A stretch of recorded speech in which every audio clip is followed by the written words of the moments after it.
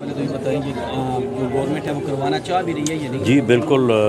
Punjab government نے یہ فیصلہ کیا ہے۔ بلدیاتی ایکٹ جو ہے وہ اسمبلی سے پاس ہو گیا ہے اور اس کے اوپر حلقہ بندی کا کام شروع ہے۔ الیکشن کمیشن حلقہ بندی کروا رہا ہے، تو اس کے بعد انشاءاللہ تعالی پنجاب میں بلدیاتی الیکشن ہوں گے۔ اچھا ڈائر صاحب، اپنا رانا صاحب خبریں گردش کر رہے ہیں کہ مزید ججز جو ہیں وہ استعفے دینے کے لیے جو ہے وہ تیار ہو رہے ہیں۔ یہ خبریں تو گردش کرتی رہتی ہیں، لیکن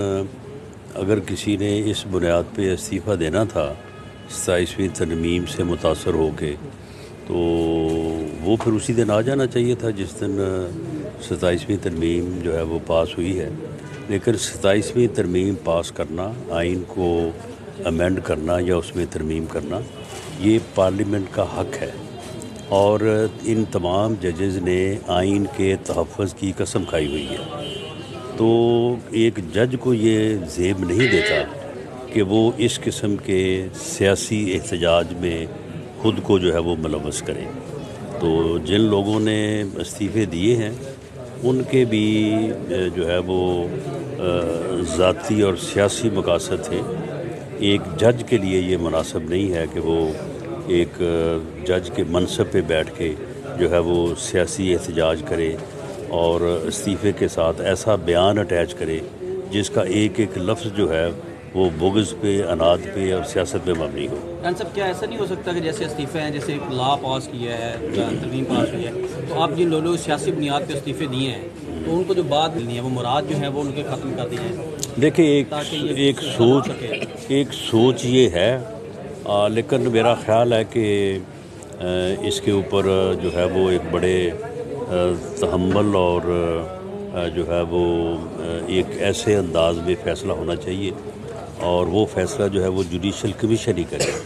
گورنمنٹ کو میرا خیال ہے کہ اس بارے میں اس قسم کا فیصلہ نہیں کرنا چاہیے۔ رانا صاحب، کیا کہیں گے شیخ صاحب کے ہاں آپ نے وزٹ کیا اور مرکز کے ساتھ بڑی تفصیلی گفتگو کی ہے؟ جی، اپنا شیخ کیسر صاحب آپ کے علم میں ہے کہ ایک بڑا لمبا عرصہ انہوں نے پاکستان مسلم لیگ میں بڑا متحرک اور بڑا جامع کردار ادا کیا ہے، بلکہ ان دنوں میں جب ہم جو ہے وہ زیر عتاب تھے، خاص طور پہ مارشل اللہ کا دور تھا، جنرل مشرف کا، تو شیخ کیسر صاحب جو ہیں اس وقت ہمارے جو ہے وہ مشکل وقت کے ساتھی رہے ہیں۔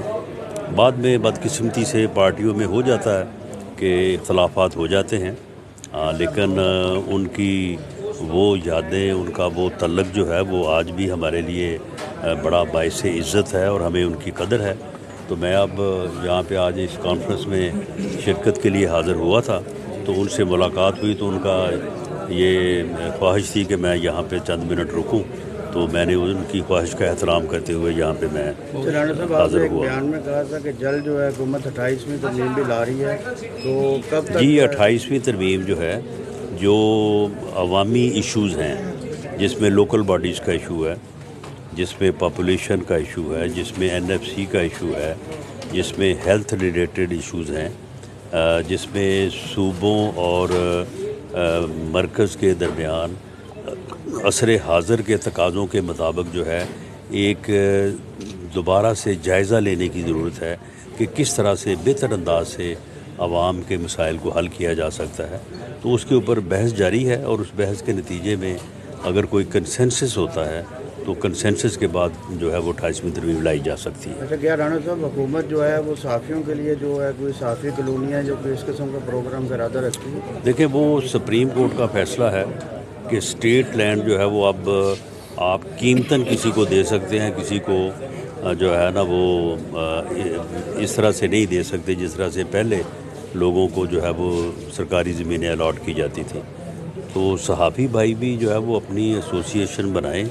اور اس کے مطابق اگر وہ بھی اپنا جو ہے وہ جو طریقہ کار اس کو پورا کریں تو ان کو بھی بہت شکریہ۔